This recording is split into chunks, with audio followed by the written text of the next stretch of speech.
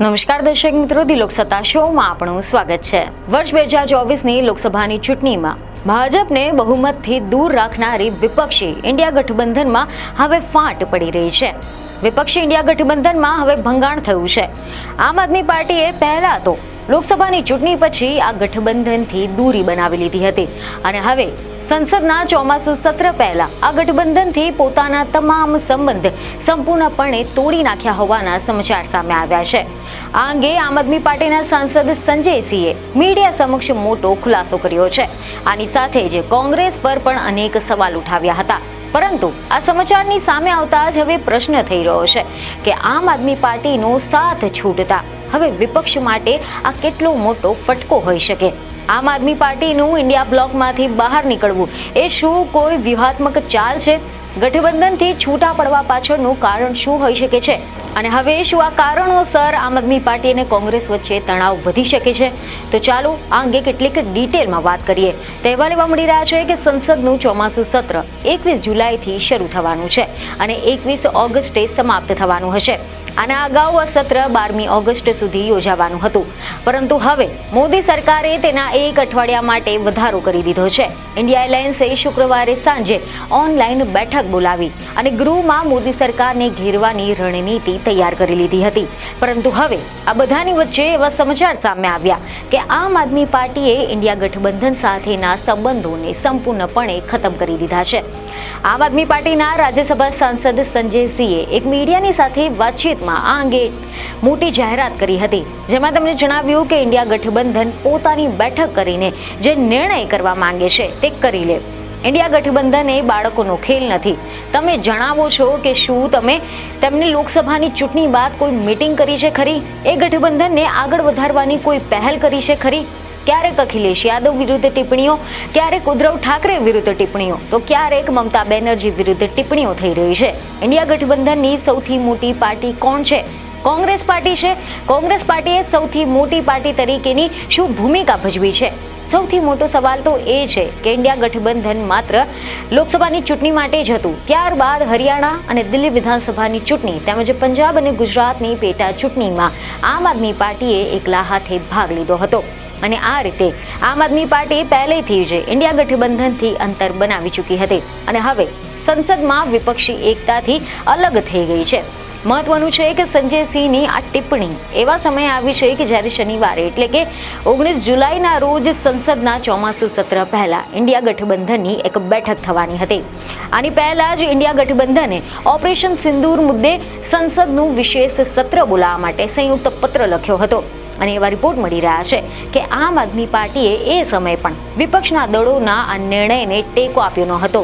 પાર્ટીએ આના માટે કોંગ્રેસને જવાબદાર ઠેરાવી હતી। લોકસભાની ચૂંટણી 2024 બાદ આમ આદમી પાર્ટીએ ઇન્ડિયા ગઠબંધનથી અંતર બનાવી લીધું છે, પરંતુ સંસદથી લઈને રસ્તા સુધી તે વિપક્ષની સાથે મોદી સરકારની નીતિઓનો પણ વિરોધ કરી રહી છે। આમ આદમી પાર્ટીના રાજ્યસભાના સાંસદ સંજય સિંહ સંસદમાં અવાજ ઉઠાવતા રહ્યા છે અને વિપક્ષના શક્તિશાળી અવાજોમાંનો તેમને એક માનવામાં આવે છે, પરંતુ હવે જ્યારે ચોમાસુ સત્રમાં આમ આદમી પાર્ટીના ગઠબંધનથી અલગ થયા બાદ વિપક્ષની સંયુક્ત રણનીતિમાં તિરાડ પડવાની શક્યતા છે।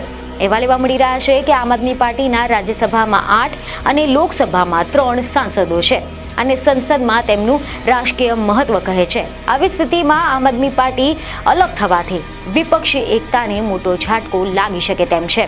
મોન્સૂન સત્ર દરમિયાન ઇન્ડિયા ગઠબંધને મોદી સરકારને ઘણા બધા મુદ્દાઓ પર ઘેરવાની રણનીતિ બનાવી છે, જેમાં એવા સમાચાર સામે આવ્યા છે કે કોંગ્રેસ સહિત અન્ય પક્ષો બિહારમાં વિશેષ મતદાર યાદી સુધારણા, ઓપરેશન સિંદૂર અને અમેરિકાના રાષ્ટ્રપતિ ડોનાલ્ડ ટ્રમ્પના દાવા જેવા મુદ્દા ઉઠાવીને તૈયારી કરી રહ્યા છે, પરંતુ આમ આદમી પાર્ટીએ આ બેઠકમાં ભાગ લેવાનો ઇનકાર કરી દીધો છે। સમાચાર એવા મળી રહ્યા છે કે આમ આદમી પાર્ટીના નેતા સંજય સિંહે કહ્યું કે પાર્ટી માટે દિલ્હી, યુપી, બિહાર અને પૂર્વાંચલમાં ચલાવવામાં આવી રહેલા બુલડોઝર અને તેમના ઘર અને દુકાન તોડી પાડવાનો મુદ્દો સૌથી મહત્વપૂર્ણ છે। આ ઉપરાંત આમ આદમી પાર્ટી ઉત્તર પ્રદેશમાં સરકારી સ્કૂલો બંધ કરવાનો મુદ્દો પણ તાકાત લગાવીને ઉઠાવી રહ્યા છે। આ રીતે આમ આદમી પાર્ટીએ સ્પષ્ટ કરી દીધું છે કે તે વિરોધ પક્ષોની સાથે સંયુક્ત રણનીતિ બનાવવાના બદલે પોતાના મુદ્દાઓ પર ધ્યાન કેન્દ્રિત કરશે।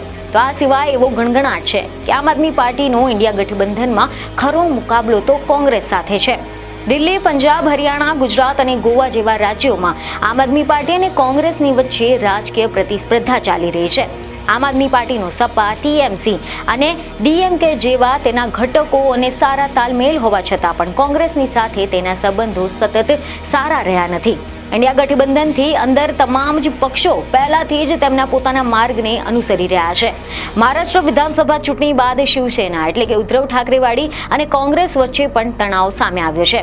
ઉદ્ધવ ઠાકરેની દિલ્હી મુલાકાતની ચર્ચા છે, પરંતુ તે સ્પષ્ટ નથી કે તેઓ ઇન્ડિયા ગઠબંધનની બેઠકમાં હાજરી આપશે કે નહીં. આ પ્રકારના હવે વિપક્ષી એકતા તૂટી રહી હોય તેવું લાગી રહ્યું છે. જો કે તાજેતરમાં જ કોંગ્રેસને લઈને આમ આદમી પાર્ટીની નારાજગી પણ સામે આવી હતી, કારણ કે ગુજરાતની પેટા ચૂંટણીમાં કોંગ્રેસે આમ આદમી પાર્ટીને સહકાર નથી આપ્યો તેવા આરોપો અરવિંદ કેજરીવાલ પણ લગાવી ચૂક્યા છે, જે ઇન્ડિયા ગઠબંધનથી છૂટા પડવાનું એક કારણ હોઈ શકે તેવું અનુમાન લગાવવામાં આવી રહ્યું છે.